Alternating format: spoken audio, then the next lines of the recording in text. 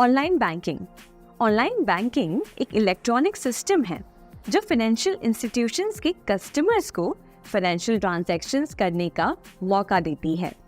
इसमें आप अपने अकाउंट से पेमेंट कर सकते हैं, डेली बिल्स को पे कर सकते हैं, इंश्योरेंस प्रीमियम भर सकते हैं, बैंक स्टेटमेंट चेक कर सकते हैं और भी बहुत कुछ। ये service retail banks, virtual banks, financial brokers की वेबसाइट्स पर अवेलेबल होती है। ऑनलाइन बैंकिंग को इंटरनेट बैंकिंग, नेट बैंकिंग, ई बैंकिंग या वर्चुअल बैंकिंग भी कहा जाता है। आजकल लगभग सभी बैंक्स और फाइनेंशियल इंस्टीट्यूशंस अपने कस्टमर्स को ऑनलाइन बैंकिंग फैसिलिटी प्रोवाइड कर रहे हैं। ऑनलाइन बैंकिंग ट्रेडिशनल बैंकिंग से डिफरेंट है क्योंकि इसमें आपको अपने बैंक ब्रांच को विजिट करने की जरूरत नहीं पड़ती। इंटरनेट बैंकिंग यूज करने के लिए आपको अपने फाइनेंशियल इंस्टीट्यूशन में रजिस्टर कराना पड़ता है। रजिस्ट्रेशंस के बाद आपको क्रेडेंशियल्स मिलते हैं जैसे कि यूजर आईडी, यूजर नेम और पासवर्ड। आजकल ट्रांजैक्शंस को सिक्योर बनाने के लिए OTP यानी कि वन टाइम पासवर्ड का यूज किया जा रहा है जो यूजर के रजिस्टर्ड मोबाइल नंबर पर सेंड किया जाता है। इंटरनेट बैंकिंग फैसिलिटी यूज करने के लिए आपको अपने फाइनेंशियल इंस्टीट्यूशन की वेबसाइट पर जाना होता है।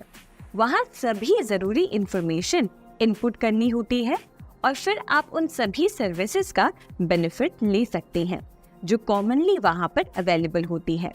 फाइनेंशियल इंस्टीट्यूशंस आपको आपके ट्रांजैक्शंस के बारे में SMS और ईमेल भी भेजते हैं। चलिए अब जानते हैं ऑनलाइन बैंकिंग के कुछ फायदे। ऑनलाइन बैंकिंग से बैंक्स और यूजर्स दोनों को बहुत सारे फायदे होते हैं। चलिए कुछ बेनिफिट्स को डिटेल में समझते हैं। नंबर 1, 24/7 बैंकिंग कहीं भी। ऑनलाइन बैंकिंग की सबसे बड़ी एडवांटेज ये है कि आप किसी भी समय और कहीं से भी अपने अकाउंट को एक्सेस कर सकते हैं। जैसे अगर आपको रात के 2 बजे अपने किसी दोस्त को पैसे भेजने हैं तो आप बिना किसी दिक्कत के अपने मोबाइल या कंप्यूटर से तुरंत पैसे ट्रांसफर कर सकते हैं। इससे आपको अपने बैंक के ब्रांच जाने की जरूरत नहीं पड़ती और आप अपने फाइनेंशियल काम बिना किसी रुकावट के कर सकते हैं। नंबर 2, कम लागत वाला लेन देन। ऑनलाइन बैंकिंग से ट्रांजैक्शंस करना काफी सस्ता पड़ता है। बहुत से बैंक्स ऑनलाइन ट्रांजैक्शंस के लिए या तो बिल्कुल कम फीस चार्ज करते हैं या फिर एकदम फ्री में ये सर्विस प्रोवाइड करते हैं। जैसे अगर आपको अपना मोबाइल रिचार्ज कराना है या किसी को पैसे ट्रांसफर करने हैं तो आप ये काम बिना किसी एडिशनल चार्ज के कर सकते हैं। नंबर 3, समय की बचत। ऑनलाइन बैंकिंग आपका काफी समय बचाता है। आपको बैंक की ब्रांच जाने की जरूरत नहीं पड़ती, लाइन में नहीं लगना पड़ता और फॉर्म्स भरने की जरूरत नहीं होती। जैसे अगर आपको अपना बैंक स्टेटमेंट देखना है या अपना अकाउंट बैलेंस चेक करना है तो आप ये सब कुछ अपने मोबाइल या कंप्यूटर से तुरंत कर सकते हैं। ये काफी क्विक और कन्वीनियंट है। नंबर 4, सिक्योर, तेज और सही मनी ट्रांसफर। ऑनलाइन बैंकिंग से पैसे ट्रांसफर करना सिक्योर होता है। ट्रांजैक्शंस तुरंत कंप्लीट होते हैं और बिल्कुल सही होते हैं। जैसे अगर आपने अपने दोस्त को पैसे भेजे हैं तो आप सिर्फ उसका अकाउंट नंबर और अमाउंट डालकर आसानी से पैसे ट्रांसफर कर सकते हैं। OTP और सिक्योर ऑथेंटिकेशन की वजह से आपका ट्रांजैक्शन बिल्कुल सेफ होता है। नंबर 5, घर से उपयोगिता बिलों का भुगतान। ऑनलाइन बैंकिंग से अब घर बैठे अपने electricity bill, water bill, internet bill, insurance premium और भी बहुत कुछ पे कर सकते हैं। जैसे अगर आपको अपने घर का इलेक्ट्रिसिटी बिल पे करना है तो आप अपने बैंक के ऐप या वेबसाइट पर जाकर सिर्फ कुछ क्लिक्स में ये काम आसानी से कर सकते हैं। आपको अपना बिल अमाउंट डालना होता है और OTP डालने के बाद आपका बिल पे हो जाता है। इससे आपको बिजली बोर्ड के ऑफिस जाने की जरूरत नहीं पड़ती और आप आसानी से अपने बिल्स पे कर सकते हैं। जैसे मान लीजिए आपको अपने कॉलेज की फीस पे करनी है। पहले आपको बैंक या कॉलेज के ऑफिस जाकर फीस डिपॉजिट करनी पड़ती थी, पर अब आप अपने बैंक के ऐप से ये काम घर बैठे आसानी से कर सकते हैं। आपको सिर्फ अपने बैंक के ऐप में लॉगिन करना है, कॉलेज के अकाउंट डिटेल्स डालनी है, अमाउंट डालना है और पे बटन पे प्रेस करना है। OTP एंटर करने के बाद आपकी फीस तुरंत पे हो जाती है। इससे आपका टाइम और एफर्ट दोनों बचता है और आप बिना किसी टेंशन के अपने फाइनेंशियल काम कंप्लीट कर सकते हैं। आजकल आप ट्रेडिशनल बैंकिंग की लगभग सभी सर्विसेज ऑनलाइन एक्सेस कर सकते हैं। चलिए कुछ खास फैसिलिटीज के बारे में बात करते हैं जो ऑनलाइन अवेलेबल हैं। नंबर 1, आधार ऑथेंटिकेशन के साथ बैंक अकाउंट खोलना। आप अपना बैंक अकाउंट घर बैठे खोल सकते हैं आधार ऑथेंटिकेशन के जरिए, जिससे आपको बैंक ब्रांच जाने की जरूरत नहीं पड़ती और आप ऑनलाइन ही अपने डॉक्यूमेंट्स को सबमिट करके बैंक अकाउंट खोल सकते हैं। नंबर 2, अपने खाते की राशि और बैलेंस चेक करना। आप अपने अकाउंट का बैलेंस और स्टेटमेंट कभी भी चेक कर सकते हैं।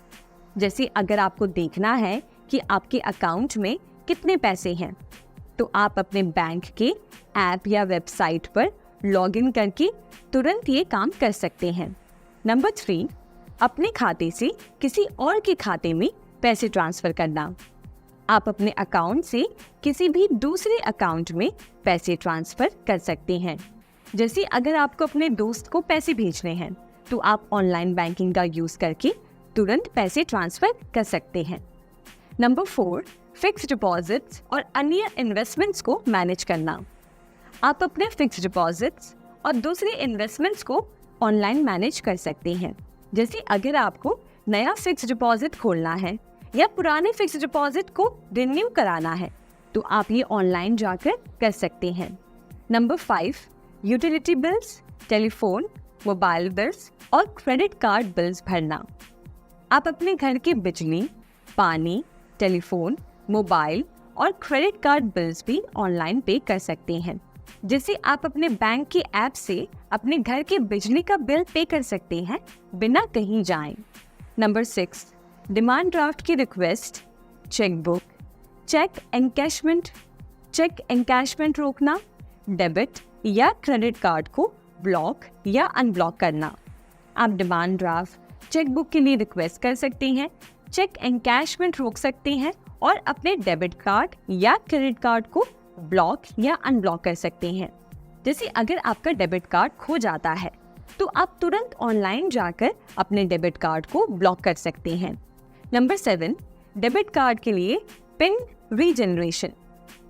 अगर आप अपने डेबिट कार्ड का पिन भूल गए हैं, तो आप ऑनलाइन पिन रीजनरेशन की रिक्वेस्ट कर सकते हैं। जैसे आप अपने बैंक के ऐप से नए पिन के लिए अप्लाई कर सकते हैं और बैंक आपको नए पिन की डिटेल्स भेज देगा। बैंक अकाउंट खोलने के लिए आपको सबसे पहले डिसाइड करना होता है कि आप किस टाइप का अकाउंट खोलना चाहते हैं, जैसे savings, current account, recurring account etcetera. उसके बाद ये स्टेप्स फॉलो करके आप अपना अकाउंट खोल सकते हैं। Number 1, type of account decide करें। पहले ये डिसाइड करें कि आपको किस टाइप का अकाउंट खोलना है, सेविंग्स अकाउंट, करंट अकाउंट या रिकरिंग अकाउंट में से जो भी आपको जरूरत के हिसाब से सही लगता है उसे सिलेक्ट करें। नंबर 2, नजदीकी ब्रांच से कांटेक्ट करें। जो भी अकाउंट आपने सिलेक्ट किया है उसके बाद अपने नियरेस्ट बैंक ब्रांच को कांटेक्ट करें। आप बैंक ब्रांच जाके या उनके कस्टमर सर्विस नंबर पे कॉल करके उन्हें कांटेक्ट कर सकते हैं। नंबर 3, परफॉर्मा फॉर्म फिल करना। बैंक के ऑफिशियल्स आपकी मदद करेंगे परफॉर्मा फॉर्म फिल करने में। ये फॉर्म बैंक अकाउंट खोलने के लिए जरूरी डिटेल्स को फिल करने के लिए होता है। आपको ये फॉर्म एक्यूरेटली फिल करना होता है ताकि कोई भी प्रॉब्लम ना हो। नंबर 4, जरूरी डॉक्यूमेंट्स सबमिट करना। फॉर्म फिल करने के बाद बैंक ऑफिशियल्स आपको डॉक्यूमेंट्स की लिस्ट देंगी जो अकाउंट खोलने के लिए रिक्वायर्ड हैं। इन डॉक्यूमेंट्स में आपका आईडी प्रूफ जैसे कि Aadhaar card, PAN card, address proof, passport size photos और कुछ और डॉक्यूमेंट्स इंक्लूड होते हैं। जनधन अकाउंट। प्रधानमंत्री जनधन योजना का अकाउंट गवर्नमेंट ऑफ इंडिया ने 2014 में शुरू किया था। ये एक नेशनल प्रोग्राम है जो फाइनेंशियल सर्विसेज जैसे savings, deposit bank account, remittance, credit, insurance, pension को इकोनॉमिकली वीकर सेक्शन तक अफोर्डेबल तरीके से पहुंचाता है। जनधन अकाउंट खोलने के लिए कुछ इम्पोर्टेंट डॉक्यूमेंट्स की ज़रूरत होती है। आधार कार्ड। अगर आपके पास आधार कार्ड या आधार नंबर है तो दूसरे डॉक्यूमेंट्स की ज़रूरत नहीं पड़ती। अगर आपका एड्रेस चेंज हो गया है तो करंट एड्रेस का सेल्फ सर्टिफिकेशन ही काफ़ी है। अन्य वैलिड डॉक्यूमेंट्स। अगर आपके पास आधार कार्ड नहीं है तो आपको इनमें से कोई भी एक वैलिड डॉक्यूमेंट जमा कराना होता है, जैसे कि voter ID, driving licence, pan card, passport या नरेगा कार्ड। अगर इन डॉक्यूमेंट्स में आपका एड्रेस भी मेंशन्ड है तो ये आइडेंटिटी और एड्रेस प्रूफ दोनों के रूप में काम आता है। अगर किसी के पास ऊपर दिए गए वैलिड डॉक्यूमेंट्स नहीं हैं, पर बैंक ने उस व्यक्ति को लो रिस्क कैटेगरी में रखा है, तो उस व्यक्ति को अकाउंट खोलने के लिए इनमें से कोई भी डॉक्यूमेंट जमा कराने की अनुमति दी जाती है, जैसे कि सेंट्रल या state government departments, statutory regulatory authority, public sector undertakings, scheduled commercial banks और पब्लिक फाइनेंशियल इंस्टीट्यूशंस द्वारा एप्लीकेंट के पिक्चर के साथ इशू किया गया आइडेंटिटी कार्ड। दूसरा विकल्प, गेजेटेड ऑफिसर द्वारा अटेस्टेड एप्लीकेंट के फोटो के साथ इशू किया गया document.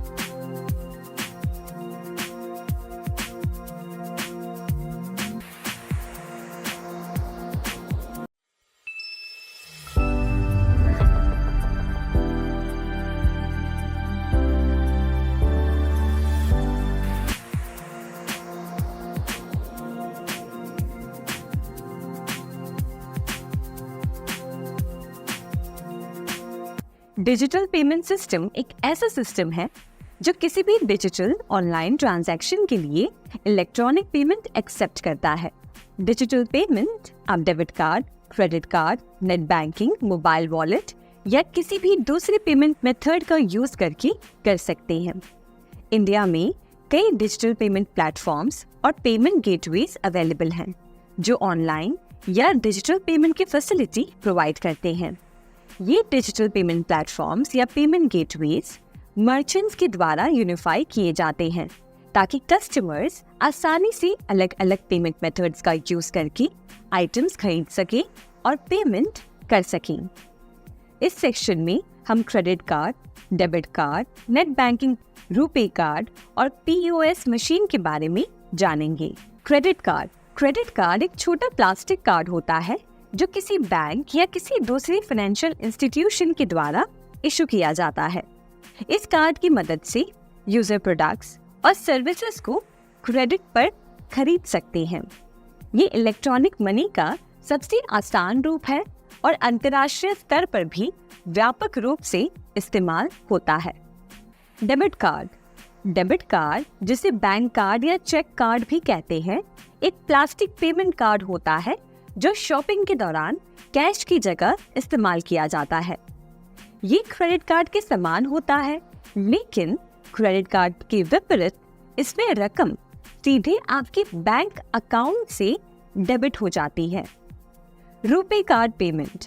RuPay card national payments corporation of India NPCI के द्वारा लॉन्च किया गया एक इंडियन डोमेस्टिक कार्ड स्कीम है। ये कार्ड हर नागरिक को सुरक्षित, सिंपल और low cost payment method provide करता है। रुपे नाम रुपी और पेमेंट का कॉम्बिनेशन है जो इस कार्ड की प्योरली इंडियन होने को दर्शाता है। ये एक राष्ट्रीय स्तर पर डेबिट कार्ड है। इसका उद्देश्य देश भर में अलग अलग पेमेंट मेथड्स को यूनिफाई करना है। Internet banking. आपके बैंक के इंटरनेट बैंकिंग का इस्तेमाल इंडिया में सबसे लोकप्रिय मेथड है। ये बिल्कुल वैसे ही है जैसे डेबिट कार्ड का यूज करके शॉपिंग करते हैं। बस अंतर इतना है कि इंटरनेट बैंकिंग में आपके बैंक अकाउंट में लॉगिन करना पड़ता है। इस केस में भी शॉपिंग हो जाने के बाद खर्चा हुई रकम तुरंत डेबिट हो जाती है। पीओएस टर्मिनल एक इलेक्ट्रॉनिक डिवाइस है जो रिटेल आउटलेट्स पर कार्ड के द्वारा पेमेंट करने के लिए यूज होता है। ये टर्मिनल आमतौर पर सभी प्रकार के क्रेडिट कार्ड्स और डेबिट कार्ड्स एक्सेप्ट करता है और निम्नलिखित ट्रांजैक्शंस करता है। नंबर 1, यूजर की क्रेडिट या डेबिट कार्ड की जानकारी पढ़ता है। नंबर 2, देखता है कि यूजर के अकाउंट में पर्याप्त बैलेंस है या नहीं। नंबर 3, यूजर के अकाउंट से रिटेलर के अकाउंट में रकम ट्रांसफर करता है। नंबर 4, ट्रांजैक्शन को रिकॉर्ड करता है और रिसीट प्रिंट करता है। अब हम देखेंगे कि कैसे आप कोई भी ट्रांजैक्शन क्रेडिट कार्ड का यूज करके कर सकते हैं। तो अभी आप स्क्रीन पर देखेंगे मैं एक ई-कॉमर्स प्लेटफॉर्म पे हूँ और अब बारी है पेमेंट करने की। तो पेमेंट करने के लिए आप देखेंगे कई सारे ऑप्शंस होंगे, credit card, debit card, net banking या फिर यूपीआई एप्स। तो यहाँ पर हम देखते हैं कि कैसे हम क्रेडिट कार्ड से पेमेंट कर सकते हैं।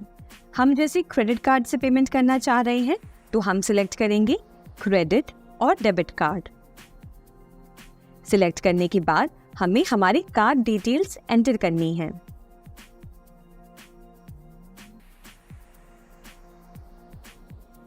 अब ये जो छोटी विंडो ओपन होती है, यहाँ पे हमें हमारी कार्ड डिटेल्स एंटर करनी है। Card number, nickname, expiry date.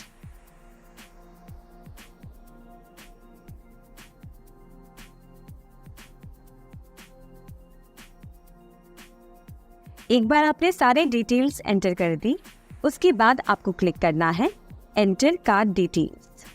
अगले विंडो में हमें CVV नंबर एंटर करना है। CVV यानी कि कार्ड वेरिफिकेशन वैल्यू। ये कार्ड के पीछे 3 अंकों का एक वैल्यू होता है जिसे एंटर करने के बाद हम हमारे कार्ड को वेरीफाई कर सकते हैं। हमने हमारे कार्ड की डिटेल्स एंटर कर दी है। अब हम इस पेमेंट मेथड को सिलेक्ट करेंगे।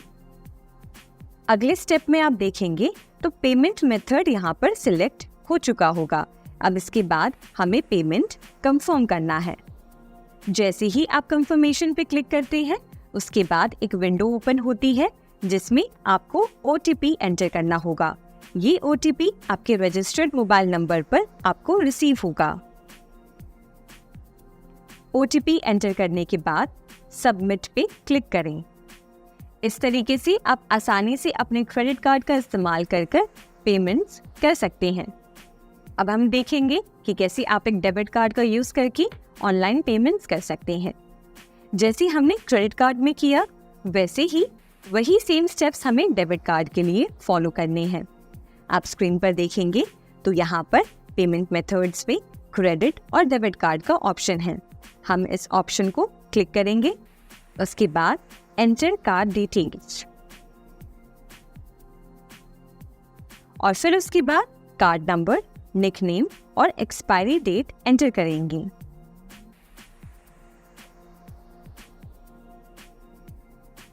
क्लिक करेंगे enter card details. Next step में हमें CVV नंबर एंटर करना है। अब हम सिलेक्ट करेंगे use this payment method. Next step में हम ऑर्डर को कंफर्म करेंगे। ऑर्डर को कंफर्म करने के बाद बारी आती है OTP एंटर करने की। OTP एंटर करने के बाद हम कंफर्म पे क्लिक करेंगे और ऐसे आसानी से हम डेबिट कार्ड से पेमेंट कर सकते हैं। अब चलिए देखते हैं कि कैसे आप एक नेट बैंकिंग पेमेंट कर सकते हैं। उसके लिए हम स्क्रीन पर आ जाते हैं और जिस तरीके से हमने क्रेडिट और डेबिट कार्ड सिलेक्ट किया था, वैसे ही आप देखेंगे तो एक नेट बैंकिंग का ऑप्शन है। हम नेट बैंकिंग पे क्लिक करेंगे। क्लिक करने के बाद चूज एन ऑप्शन पे क्लिक करेंगे अब यहाँ से हम हमारा बैंक सिलेक्ट करेंगे। सिलेक्ट करने के बाद हम क्लिक करेंगे यूज दिस पेमेंट मेथड। जैसे कि आप देख सकते हैं कि पेमेंट मेथड में नेट बैंकिंग सिलेक्ट हो गया है। अब हम हमारे ऑर्डर को कंफर्म करेंगे। अगले स्टेप में हम हमारे बैंक के पेज पर आ जाते हैं जिसमें हमें लॉगिन करना है। यूजर आईडी या मोबाइल नंबर के थ्रू हम लॉगिन कर सकते हैं। नेक्स्ट स्टेप में हमें डेबिट कार्ड पिन एंटर करना है। अब क्लिक करेंगे गेट OTP। अब हमारे रजिस्टर्ड मोबाइल नंबर पे जो OTP आया होगा वो हमें यहाँ पर एंटर करना है। फिर हम क्लिक करेंगे लॉगिन पर। नेक्स्ट स्टेप में हमें पेमेंट डिटेल्स कंफर्म करनी है और पे पर क्लिक करना है। पेमेंट पे क्लिक करने के बाद आप देखेंगे हमारी पेमेंट सक्सेसफुल है। इस तरीके से हम नेट बैंकिंग का इस्तेमाल करके ऑनलाइन पेमेंट्स कर सकते हैं।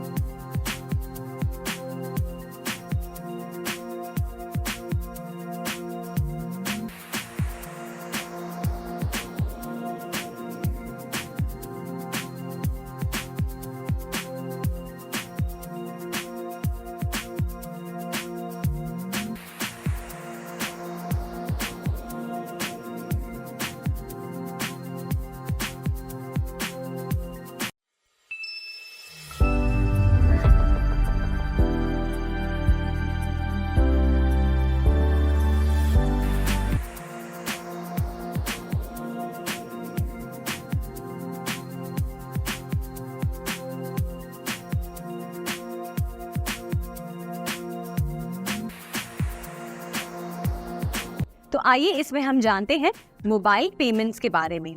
मोबाइल पेमेंट्स के बारे से आप समझ रहे होंगे कि मोबाइल पेमेंट्स यानी कि वो पेमेंट्स जो आप मोबाइल से करते हैं। इन मोबाइल पेमेंट्स को आप कह सकते हैं डिजिटल वॉलेट या फिर मोबाइल वॉलेट या फिर मोबाइल मनी।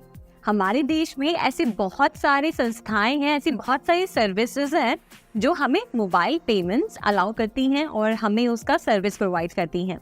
एग्जाम्पल के तौर पे आप ले सकते हैं UPI यानी कि यूनिफाइड पेमेंट इंटरफेस, उसके बाद भीम जैसे कि भारत इंटरफेस फॉर मनी, उसके बाद एग्जाम्पल के तौर पे USSD जिसको कहते हैं अनस्ट्रक्चर्ड सप्लीमेंट्री सर्विस डेटा, उसके बाद AEPS यानी कि आधार एनेबल्ड पेमेंट सिस्टम, और उसके बाद माइक्रो ATMs। ये सारी ऐसी प्लेटफॉर्म्स हैं या सिस्टम्स हैं जो हमें अलाउ करती हैं कि हम हमारे फ़ोन के थ्रू मोबाइल पेमेंट्स कर सकें, मोबाइल या फिर डिजिटल वॉलेट्स। तो आइए इसमें हम जानते हैं मोबाइल या डिजिटल वॉलेट के बारे में।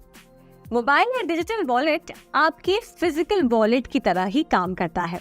जैसे आप अपने वॉलेट में पैसे रखते हैं वैसे ही आप मोबाइल वॉलेट में डिजिटली पैसे को स्टोर करते हैं। इसमें पैसे जमा करने के लिए आप अपने डेबिट कार्ड का इस्तेमाल कर सकते हैं, यानी कि आप डेबिट कार्ड के थ्रू अपने बैंक अकाउंट से इस मोबाइल वॉलेट में पैसे जमा कर सकते हैं, या फिर आप क्रेडिट कार्ड का यूज़ कर सकते हैं, या फिर किसी और अन्य ऑनलाइन ट्रांजैक्शन के थ्रू आप इसमें पैसे जमा करते हैं। इस मोबाइल वॉलेट के ज़रिए आप जब चाहें तब इस वॉलेट में से पैसों को यूज़ कर सकते हैं, कुछ खरीदारी करने में, किसी को पेमेंट करने के लिए, और भी अन्य सर्विसेज यूज़ कर सकते हैं। अब यहाँ पे आप ये समझिए कि ऑनलाइन ट्रांजैक्शन और मोबाइल वॉलेट में एक सबसे बड़ा ये डिफरेंस है कि जब भी आप ऑनलाइन ट्रांजैक्शन करते हैं, ठीक है, तो कुछ ना कुछ एक्स्ट्रा चार्जेस हो सकता है कि आपका बैंक आपके बैलेंस में से काटता है उस ट्रांजैक्शन को सक्सेसफुल करने के लिए। पर वहीं अगर हम बात करें मोबाइल वॉलेट की, तो कोई भी यूज़र अगर मोबाइल वॉलेट के थ्रू कोई भी पेमेंट करता है तो कोई भी एक्स्ट्रा चार्जेस डिडक्ट नहीं होते हैं। जितने पैसे उन्होंने ट्रांसफ़र किए हैं उतने ही पैसे उनके खाते में से जाते हैं। और दूसरा सबसे आप मान लीजिए बेहतरीन और इजी कन्वीनियंट वे है मोबाइल वॉलेट को यूज़ करने का कि मोबाइल वॉलेट जब आप यूज़ करते हैं पेमेंट करने के लिए, तो आपको बार बार अपने कार्ड की डिटेल्स एंटर नहीं करनी पड़ती हैं, पिन एंटर नहीं करना पड़ता है। आपको बस जाके अपने मोबाइल वॉलेट में साइन इन करना होता है और आप डायरेक्टली पेमेंट कर सकते हैं। अगर आप भी इस मोबाइल वॉलेट को यूज़ करना चाहते हैं तो मैं आपको बता दूं कि हमारे देश में ऐसे बहुत सारे, आप मान लीजिए बैंक्स हैं या प्राइवेट ऑर्गेनाइजेशंस हैं जो हमें इन मोबाइल वॉलेट को प्रोवाइड करती हैं। एग्जाम्पल के तौर पे आप ले सकते हैं PhonePe, MobiKwik, Jio money, Airtel money, ICICI pockets और भी ऐसे कई सारे मोबाइल वॉलेट्स हैं जहाँ पे जाके आप अपना अकाउंट क्रिएट कर सकते हैं और मोबाइल वॉलेट को जब चाहे तब यूज़ कर सकते हैं। पेटीएम को आप www.ptm.com या गूगल प्ले स्टोर या ऐप स्टोर से अपने स्मार्टफोन पर डाउनलोड कर सकते हैं। जब एप्लीकेशन डाउनलोड हो जाए तो आपको अपना अकाउंट क्रिएट करने के लिए मोबाइल नंबर का यूज़ करके रजिस्टर करना पड़ेगा। रजिस्ट्रेशन के बाद आपको लॉगिन करना होगा। लॉगिन करने के बाद आप कई सर्विसेज यूज़ कर सकती हैं, जैसे कि ट्रांजैक्शंस करना, यूटिलिटी बिल्स पे करना, मोबाइल रिचार्ज करना, ट्रेन, बस, एयर टिकट्स या फिर इवेंट टिकट्स बुक करना। हमारे देश में बहुत सारे बिजनेसमैन पेटीएम को एक्सेप्ट करते हैं। शॉपिंग के बाद आप मर्चेंट के मोबाइल नंबर का यूज़ करके अमाउंट ट्रांसफ़र कर सकते हैं। आप QR कोड को स्कैन करके भी मर्चेंट को पेमेंट कर सकते हैं। इस तरह से पेटीएम का यूज़ करके आप अपने डेली ट्रांजैक्शंस और पेमेंट्स को बहुत ही आसान और कन्वीनियंट बना सकते हैं। आप जानते हैं योनो ऐप के बारे में, जो SBI बैंक की तरफ से एक उनका ऑफिशियल ऐप है जहां पे जाके आप अकाउंट क्रिएट कर सकते हैं और अपना मोबाइल वॉलेट यूज़ कर सकते हैं। तो योनो ऐप यूज़ करने के लिए आप आए प्ले स्टोर पर और यहाँ पे आकर सर्च करें योनो ऐप और फिर उसके बाद क्लिक करें इंस्टॉल पर। इंस्टॉल पे क्लिक करें और ये अब आपके फ़ोन में इंस्टॉल हो रहा होगा। जैसे ही ये इंस्टॉल हो जाए आप क्लिक करेंगे ओपन पर और नोटिफिकेशन और ये सब परमिशंस को अलाउ कर दीजिए। तो अगर आप पहले से ही SBI कस्टमर हैं तो आप रजिस्टर नाउ पे क्लिक करें रजिस्टर करने के लिए। और अगर आप SBI कस्टमर नहीं हैं तो आप नीचे की तरफ जो ओपन सेविंग्स अकाउंट ऑप्शन है उस पर आप सिलेक्ट करेंगे और यहाँ जाके आपके पास देखिए दो ऑप्शंस हैं, एक तो है विदाउट ब्रांच विजिट और फिर दूसरा है विद ब्रांच विजिट। अगर आप ब्रांच को विजिट करके अपना KYC कराना चाहते हैं, डॉक्यूमेंट्स लेकर जाना चाहते हैं फिजिकली, तो आप विद ब्रांच विजिट सिलेक्ट करें। अगर आप घर बैठे KYC कराना चाहते हैं तो आप ये सिलेक्ट कर सकते हैं। तो विदाउट ब्रांच विजिट मैंने यहाँ पे सिलेक्ट किया और यहाँ पे आप सबमिट पे क्लिक करें। उसके बाद आप open an insta plus savings account पे जाके आप स्टार्ट अ न्यू एप्लीकेशन पे क्लिक करेंगे। यहाँ पे देखिए वीडियो KYC प्रोडक्ट इन्फॉर्मेशन आ गई है, जिसमें आपकी जो KYC है वो वीडियो कॉल के द्वारा की जाएगी। Paperless account opening, no branch visit required और ये सारी इन्फॉर्मेशन यहाँ पे दी गई हैं। हम यहाँ पे इस पे चेक मार्क पे क्लिक करेंगे और फिर उसके बाद नेक्स्ट पे क्लिक करेंगे और यहाँ पे आपके अकाउंट ओपनिंग के लिए यहाँ पे देखिए प्रोसेस दे दिया गया है कि जिसमें आपको ऐप इंस्टॉल करना है, मोबाइल नंबर डालना है और वेरीफाई करना है OTP और ये सब। तो हम यहाँ पे नेक्स्ट पे क्लिक करेंगे और यहाँ पे आपको अपना मोबाइल नंबर एंटर करना है। यहाँ पे आप अपना मोबाइल नंबर एंटर करेंगे। देखिए मैं अपना मोबाइल नंबर एंटर कर रही हूँ। यहाँ पर जाकर आप अपनी ईमेल ID एंटर कर सकते हैं, ये ऑप्शनल है, अगर आप चाहें तो आप इसे स्किप कर सकते हैं। मैंने यहाँ एंटर कर दिया है। उसके बाद हम क्लिक करेंगे सबमिट पे। जैसे ही हम सबमिट पे क्लिक करते हैं तो आपका जो मोबाइल नंबर है उस पर एक OTP रिसीव हुआ होगा, वो OTP आपको यहाँ पे डालना है। तो हम हमारे फ़ोन में चेक करेंगे OTP क्या है और यहाँ से मैं OTP एंटर कर रही हूँ। एक OTP हमारे मोबाइल पे आया है और एक OTP हमारे मेल पे आया है। तो हम मेल में जाके चेक करेंगे कि मेल में कौन सी OTP रिसीव हुई है। तो यहाँ पे हम मेल में जो OTP रिसीव हुई है वो इंसर्ट करेंगे और उसके बाद सबमिट पे क्लिक करेंगे। सबमिट पे आप क्लिक करेंगे तो यहाँ पे देखिए ये ऑप्शन आ रहा है, please create your application password, minimum 8 characters with combination of letters in upper and lower case, digits and special characters. तो यहाँ पे आपको अपना एप्लीकेशन पासवर्ड डालना है।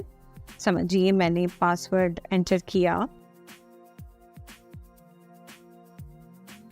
यहाँ पे सिक्योरिटी क्वेश्चन में आप क्लिक करें तो यहाँ पे देखिए आपको ऑप्शंस में से सिलेक्ट करना होगा कि which is the website you rarely visit, which adventurous sport does your father enjoy, which book do you children like. तो इसमें से आप कुछ भी ऑप्शन सिलेक्ट कर सकते हैं। हम यहाँ पे जो भी सिक्योरिटी क्वेश्चन है उसे सिलेक्ट करके हम सिक्योरिटी आंसर यहाँ पे प्रोवाइड कर सकते हैं और उसके बाद आप नेक्स्ट पे सिलेक्ट करें, ओके पे क्लिक करेंगे और यहाँ पे आप चाहें तो अपने पासवर्ड को सेव कर सकते हैं। हम यहाँ पे नॉट नाउ पे क्लिक करेंगे और यहाँ पे देखिए अकाउंट ओपनिंग के लिए 2 ऑप्शंस आ गए हैं। आप CRS डिक्लेरेशन फॉर्म को क्लिक करेंगे इसके चेक बॉक्स पे और उसके बाद आपको ये सारे कंसेंट्स जो है अग्री करने हैं। अब इसके बाद जाकर आपको एंटर करना है अपना आधार नंबर और VID नंबर। आप यहाँ पे जाके अपना आधार नंबर एंटर करें। तो मैं अपना आधार नंबर यहाँ पे एंटर कर देती हूँ, गेट OTP। और अब आपका आधार कार्ड जिस मोबाइल नंबर के साथ लिंक्ड है उस पर एक OTP रिसीव होगा, आपको वो OTP एंटर करना है। अब जैसे ही आप अपना OTP एंटर करते हैं आप देखेंगे कि आपका अकाउंट SBI के साथ ओपन हो गया है और अब आप योनो ऐप के थ्रू उनका मोबाइल वॉलेट यूज़ कर सकते हैं और अपने अकाउंट में पैसे ट्रांसफ़र कर सकते हैं। योनो एप्लीकेशन से स्टेटमेंट डाउनलोड करने के लिए आप सबसे पहले एप्लीकेशन में जाएं, अपना MPIN एंटर करें। MPIN एंटर करने के बाद अकाउंट्स पे टैप करें। अकाउंट्स पे जाने के बाद आप अकाउंट को सिलेक्ट करें और ट्रांजैक्शन में जाएं। ट्रांजैक्शन डिटेल्स में आप देखिए कि स्टेटमेंट डाउनलोड करने की जो ऑप्शन है वो आपको नज़र आ रही होगी। आप जिस भी डेट या मंथ या 3 मंथ्स या 6 मंथ्स या 1 ईयर का स्टेटमेंट डाउनलोड करना चाहते हैं वहाँ से सिलेक्ट करके आप इस तरीके से PDF में अपना स्टेटमेंट डाउनलोड कर सकते हैं। PDF के साथ साथ आपको नीचे की तरफ पासवर्ड नज़र आएगा, जहाँ पे जो पासवर्ड डिस्प्लेड है उस पासवर्ड को आप सेम जब पासवर्ड में टाइप करेंगे तो आप अपने स्टेटमेंट को खोलकर देख पाएंगे। अब इसमें हम जानते हैं UPI के बारे में, यानी कि unified payment interface. Unified payment interface बनाया गया है NPCI की तरफ से, यानी कि national payment corporation of India. NPCI ने ये एक माध्यम बनाया है जिसके माध्यम से आप ऑनलाइन पेमेंट कर सकते हैं। इसे यूज़ करने के लिए और इसके द्वारा कोई भी रिटेल शॉप में जाकर किसी के बैंक अकाउंट में पैसे ट्रांसफ़र करने के लिए आपको कोई भी कार्ड की डिटेल एंटर नहीं करनी पड़ती, आपको IFSC कोड और MPIN वगैरह नहीं एंटर करना होता है। भीम UPI, भीम यानी कि भारत इंटरफेस फॉर मनी एक यूनिफाइड पेमेंट सोल्यूशन है जो UPI यूनिफाइड पेमेंट्स इंटरफेस पर बेस्ड है। अगर आपने अपना bank account UPI based payments के लिए रजिस्टर कर रखा है और ये आपके मोबाइल नंबर से कनेक्टेड है तो आप भीम ऐप का यूज़ करके डिजिटल ट्रांजैक्शंस करने के लिए तैयार हैं। भीम एप्लीकेशन उन सभी इंडियन बैंक्स को इंक्लूड करता है जो इमीडिएट पेमेंट सर्विस यानी कि IMPS प्लेटफॉर्म यूज़ करते हैं। इसका मतलब ये है कि आप भीम ऐप के ज़रिए 2 बैंक अकाउंट्स के बीच में आसानी से पैसे ट्रांसफ़र कर सकते हैं। इस ऐप का यूज़ करके आप अपने बैंक अकाउंट से किसी दूसरे बैंक अकाउंट में पैसे भेज सकते हैं और पैसे रिसीव भी कर सकते हैं और ये सब कुछ बहुत ही आसान और सिक्योर तरीके से होता है। भीम ऐप के ज़रिए आप QR कोड स्कैन करके भी पेमेंट कर सकते हैं जो शॉपिंग और बिल पेमेंट्स के लिए बहुत कन्वीनियंट है। ये ऐप बिगनर्स के लिए भी फ्रेंडली है और यूज़ करना बहुत सिंपल है। तो सबसे पहले तो अगर आप एक एंड्रॉयड यूज़र हैं तो आप जाएंगे प्ले स्टोर पर और प्ले स्टोर पर जाकर इंस्टॉल करेंगे और अगर आप एक एप्पल यूज़र हैं तो आप ऐप स्टोर पर जाएंगे। इसके बाद आप देखेंगे तो अगले स्टेप में हमें यहाँ से अपना मोबाइल नंबर जांच कराना है। तो यहाँ से आप अपना सिम कार्ड सिलेक्ट करें, या जैसे मेरे फ़ोन में यहाँ पे सिम 1 है और सिम 2 है, तो आपको अपना सिम कार्ड सिलेक्ट करना है और वो नंबर सिलेक्ट करना है जिस पर आप भीम एप्लीकेशन को जो है रजिस्टर करना चाहते हैं। तो अब देखिए, मैं यहाँ से सिम सिलेक्ट करूँगी। सिलेक्ट करने के बाद आपको जो है आगे बढ़ी पर क्लिक करना है। क्लिक करने के बाद अब यहाँ पे मोबाइल नंबर सत्यापित करने की स्टेप्स आएंगे, जैसे कि सबसे पहले तो आपको एक OTP रिसीव होगा। उन स्टेप्स के बाद अब आप देखेंगे तो यहाँ पे ऑटोमेटिकली OTP जनरेट हो गया है। अब यहाँ जैसे ही आप अपना मोबाइल नंबर रजिस्टर करते हैं, अब बारी आती है पासवर्ड रजिस्टर कराने की, यानी कि एक 4 अंकों का पासवर्ड जिसे आप यूज करेंगे अपने भीम एप्लीकेशन को ओपन करने के लिए। तो यहाँ पे आप जो भी नंबर डालना चाहते हैं वो आप नंबर डालें और अपना पासवर्ड रजिस्टर करवाएं। अब जैसे ही आप अपना पासवर्ड रजिस्टर करते हैं, उसके बाद आपको नीचे की तरफ जो टिक मार्क का साइन है उस पे क्लिक करना है। टिक मार्क पे क्लिक करते ही अब आपको सिलेक्ट करना है कि आप बैंक खाते के साथ शुरू करना चाहते हैं या फिर आप रुपे क्रेडिट कार्ड के साथ शुरू करना चाहते हैं। तो जैसे कि हम बैंक खाते के साथ शुरू करना चाहते हैं तो हम बैंक खाता सिलेक्ट करेंगे। अब अगले स्टेप में आपको अपना बैंक यहाँ से ढूंढना है।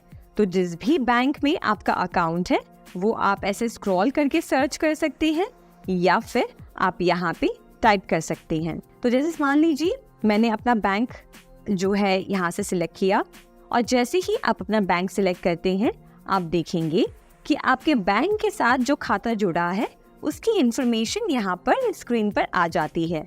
अगर आपको अपना बैंक चेंज करना है तो आप बदले वाले ऑप्शन पे जाके अपना बैंक चेंज कर सकते हैं, या फिर जो यहाँ पे बैंक अकाउंट दिखा रहा है उसके साथ आप आगे बढ़ना चाहते हैं तो आप उसे सिलेक्ट करें। और यहाँ आप देखेंगे कि जैसे ही हम सारे स्टेप्स को फॉलो करते हैं तो आप अब तैयार हैं अपने फ़ोन में भीम UPI ऐप को यूज़ करने के लिए। तो आप सबसे पहले देखेंगे तो यहाँ पे काफ़ी सारे ऑप्शंस हैं, काफ़ी सारे सर्विसेज हैं। जैसे कि अगर आप मोबाइल नंबर से या UPI पर आप पेमेंट करना चाहते हैं तो आप पहला ऑप्शन सिलेक्ट करेंगे। अगर आप बैंक को पैसे भेजना चाहते हैं बैंक के द्वारा तो आप सेकेंड ऑप्शन सिलेक्ट करेंगे।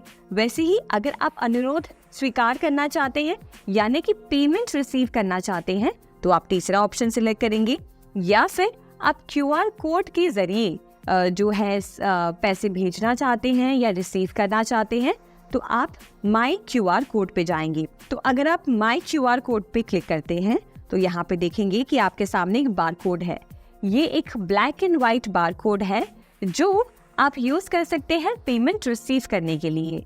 जैसे फॉर एग्जांपल अगर आप ये बार कोड किसी के साथ व्हाट्सएप पे शेयर करते हैं और वो व्यक्ति, सामने वाला व्यक्ति इस बार कोड को स्कैन करके जब पेमेंट करता है तो वो पेमेंट आपको रिसीव होती है। तो ये स्पेशली आपका बार कोड है। आप जब पेमेंट रिसीव करना चाहते हैं तो आप इस बार कोड को शेयर करके भी कर सकते हैं। इसी की तरह अगर आप किसी और को पैसे भेजना चाहते हैं उनका बार कोड इस्तेमाल करके तो वो भी आप कर सकते हैं। आप एप्लीकेशन में नीचे की तरफ देखें, एक स्कैन का ऑप्शन है, तो यहाँ पे आप स्कैन पे क्लिक करें और स्कैन पे जैसे आप क्लिक करेंगे आप देखेंगे कि एक कैमरा ओपन हो जाएगा। तो जिस भी बार कोड को आप पेमेंट करना चाहते हैं उस बार कोड को आप बस जाकर स्कैन करें और स्कैन करते ही आप अमाउंट डाल सकते हैं। उसके बाद आप अपना बैंक अकाउंट सिलेक्ट करें और उसके बाद क्लिक करें भेजें। तो इस तरीके से आप या तो मोबाइल नंबर का इस्तेमाल करके या फिर बार कोड का इस्तेमाल करके यानी कि QR कोड का इस्तेमाल कर आसानी से भीम एप्लीकेशन को यूज करके पेमेंट्स कर सकते हैं। आइए अब जानते हैं दूसरे पेमेंट मेथड के बारे में जिसका नाम है USSD यानी कि अनस्ट्रक्चर्ड सप्लीमेंट्री सर्विस डेटा। समझिए किसी के पास स्मार्टफोन नहीं है, किसी के पास फीचर फोन है यानी कि कीपैड वाला फोन है, तो वो भी ऑनलाइन फंड ट्रांसफर कर सकता है। इसके लिए उसे बस कुछ नहीं करना होता, उसे अपने फ़ोन में जाना है और कीपैड में जाके डायल करना है *99#। जैसे ही वो *99# डायल करेंगे उनके सामने ऑनलाइन फंड ट्रांसफ़र करने की ऑप्शन ओपन हो जाएगी उसके बाद वो अपनी MMID कोड, यानी कि एक यूज़र के पास MMID कोड होना चाहिए, उसी के ज़रिए वो ये फ़ंड ट्रांसफ़र कर सकते हैं, और प्लस उनका अपना MPIN जो वो डालेंगे फ़ंड ट्रांसफ़र करने से पहले। आप एक बात ये समझिए कि जो भी टेलीकॉम सर्विसेज हैं, चाहे हम कोई भी कंपनी की बात करें, जियो, एयरटेल और BSNL, ये सारी सर्विस प्रोवाइडर्स ये फैसिलिटी प्रोवाइड करते हैं। हो सकता है आपके बैंक के हिसाब से उसकी लिमिट जो है थोड़ी सी ऊपर नीचे हो, किसी के बैंक में USSD फंड ट्रांसफ़र करने की लिमिट ज़्यादा हो, किसी के बैंक में कम हो, तो वो बैंक टू बैंक डिपेंड करता है कि कितना लिमिट है। पर आपको ये जानना चाहिए कि एक फीचर फ़ोन के द्वारा भी आप फंड ट्रांसफ़र कर सकते हैं इस फैसिलिटी को यूज़ करके। अब अगर आप अपने फ़ोन में इस सर्विस को यूज़ कर रहे हैं, अगर आपने ओपन किया है, तो आप देखेंगे कि उसमें और भी कई सारी सुविधाएं आपको मिलती हैं। सबसे पहले तो हमारा जो मेन मकसद है फ़ंड ट्रांसफ़र करने का, आप फ़ंड ट्रांसफ़र कर सकते हैं। फिर दूसरा, आप मिनी स्टेटमेंट निकाल सकते हैं अपने बैंक अकाउंट का। उसके बाद आप बैलेंस चेक कर सकते हैं कि अभी वर्तमान में आपके बैंक अकाउंट में कितना बैलेंस बचा है। उसके बाद आप चेक कर सकते हैं, OTP जनरेट कर सकते हैं, MPIN चेंज कर सकते हैं, और भी कई सारे सर्विसेज अवेलेबल है। तो अगर आप एक फीचर फ़ोन यूज़र हैं तो इस सर्विस को ज़रूर ट्राई करें और देखें कि आपके लिए भी फ़ंड ट्रांसफ़र अब पॉसिबल है।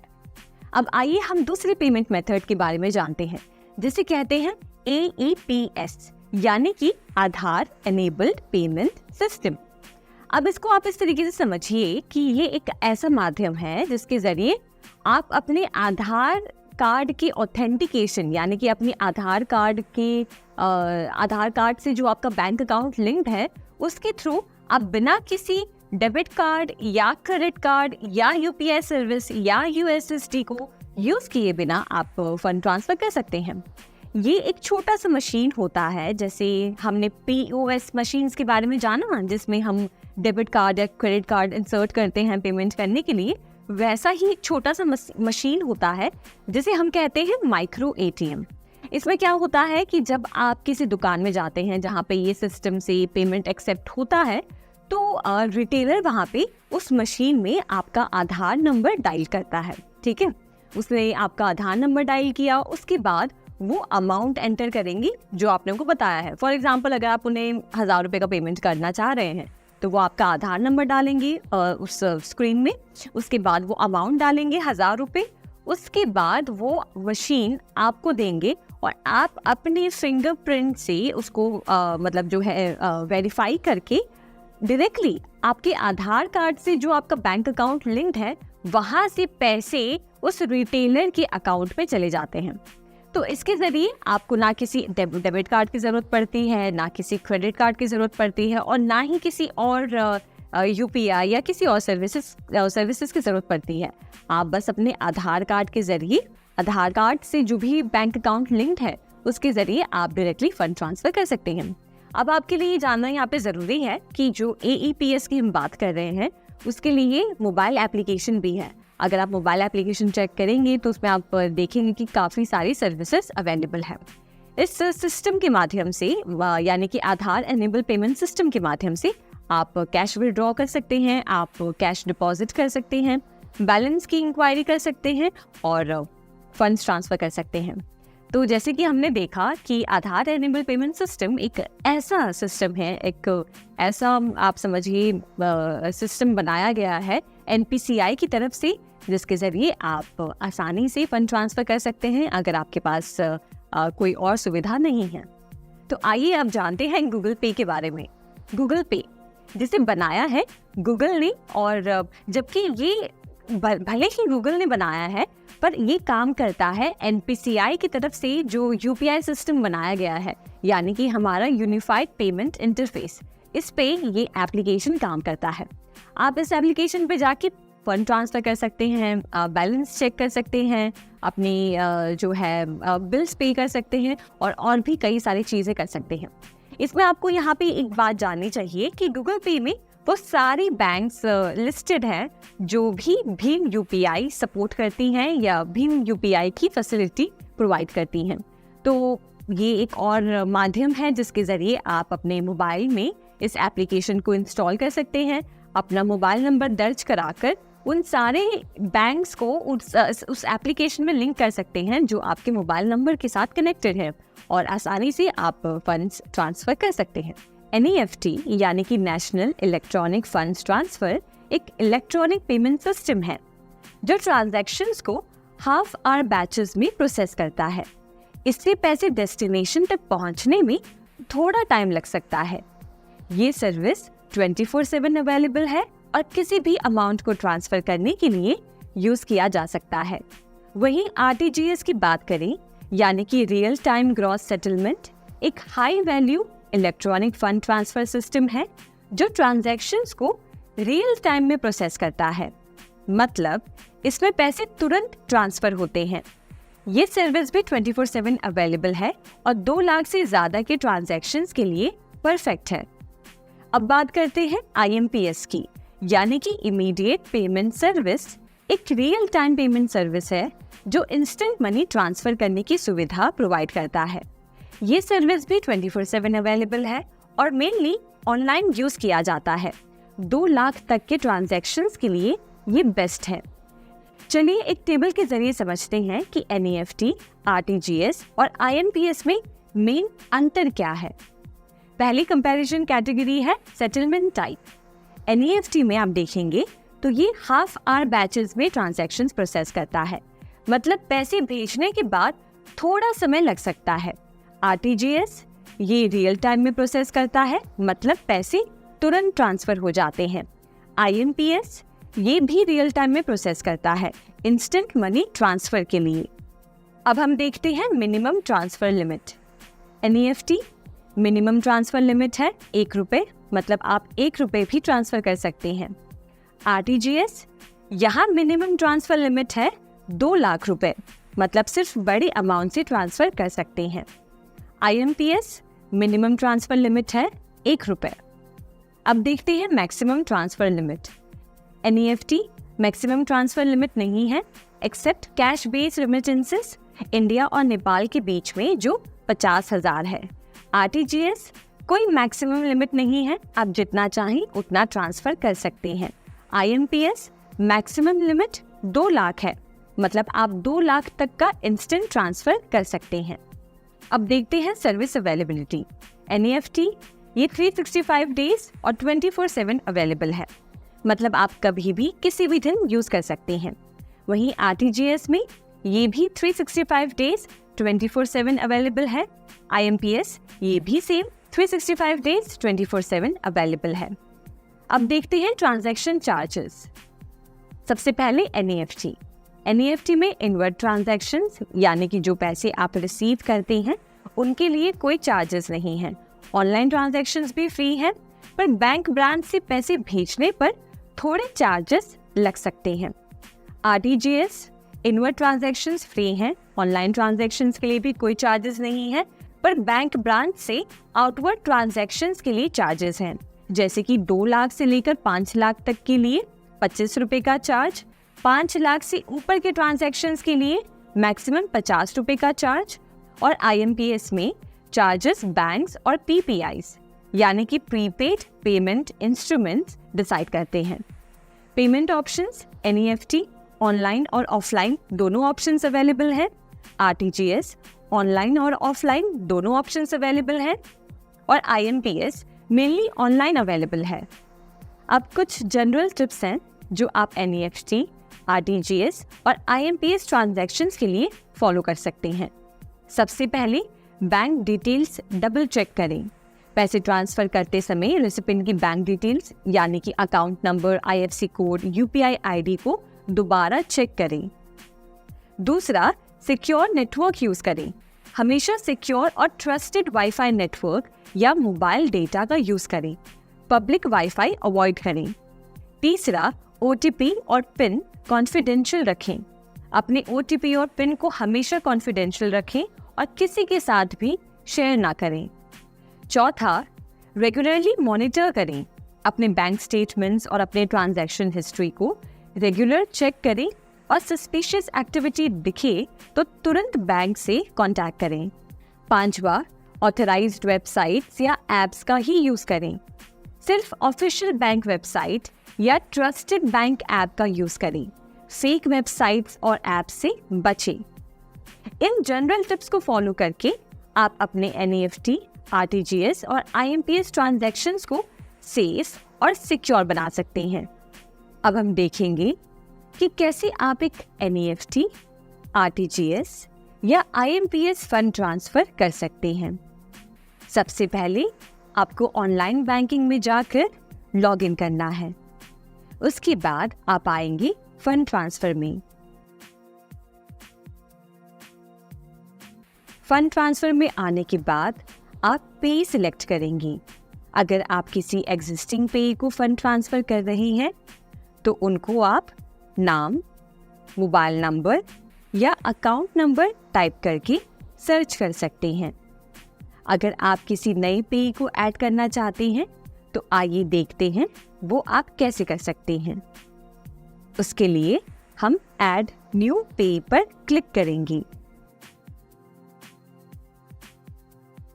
नेक्स्ट पेज पर आप सिलेक्ट करेंगे कि आप सेम बैंक के पे को ऐड करना चाहते हैं या अदर बैंक पे है।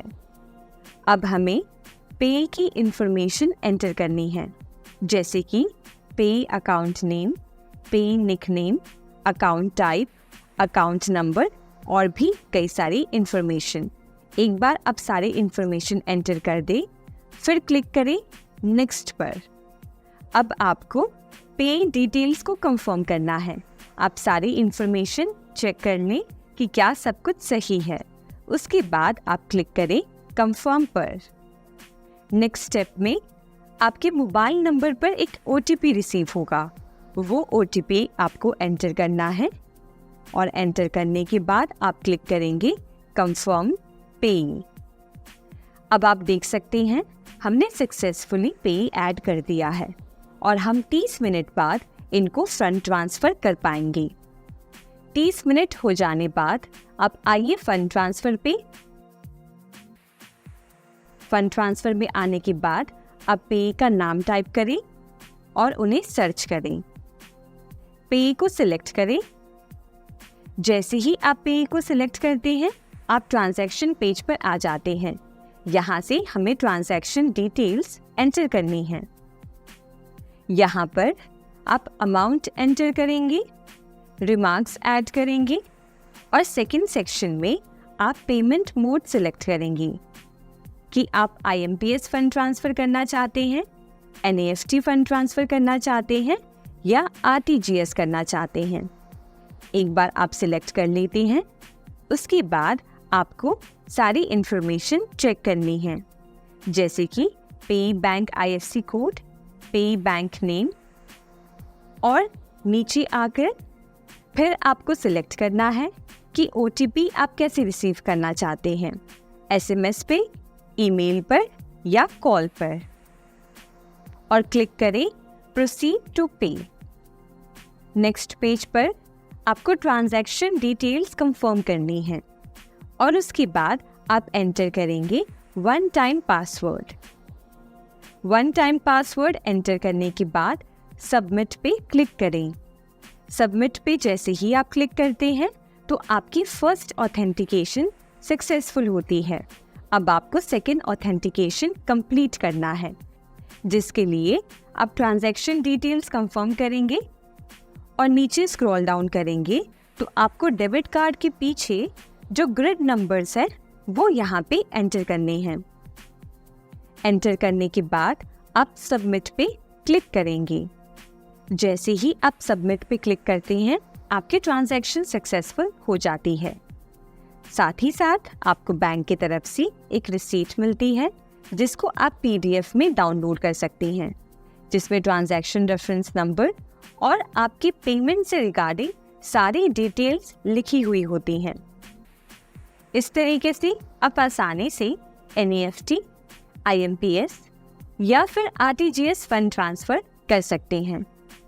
आइए अब जानते हैं BBPS के बारे में। BBPS यानी कि भारत बिल पेमेंट सिस्टम एक ऐसा सोलर प्लेटफॉर्म है जहां पर जाकर आप अपने सारे जो भी बिल्स होते हैं उनको आप आसानी से इस एक प्लेटफॉर्म पे पे कर सकते हैं। यहाँ पे आप अपने इलेक्ट्रिसिटी बिल का रिचार्ज कर सकते हैं, गैस बिल, अपना landline, broadband, DTH connection, water bill और भी कई तरह के जो बिल्स आते हैं वो आप इस प्लेटफॉर्म पे जाकर पे कर सकते हैं। यूनियन बैंक ऑफ इंडिया ने BBPS को बिल प्रेजेंटेशन मॉड्यूल में डाला है, जिसके ज़रिए आप इंटरनेट बैंकिंग चैनल का यूज़ करके आप आसानी से अपने सारे बिल्स एक ही जगह पे कर सकते हैं।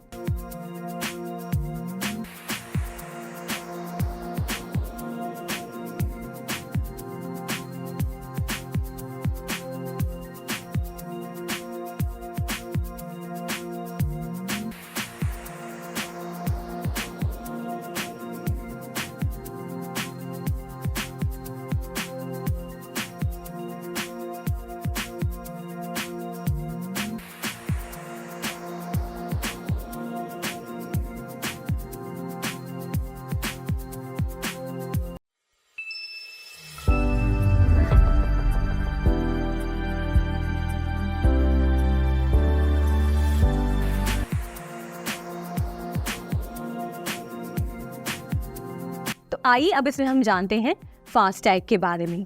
फास्टैग एक ऐसा ऑनलाइन पेमेंट मेथड है जिसके ज़रिए जो हमारी सरकार है वो टोल टैक्सेस कलेक्ट करती है।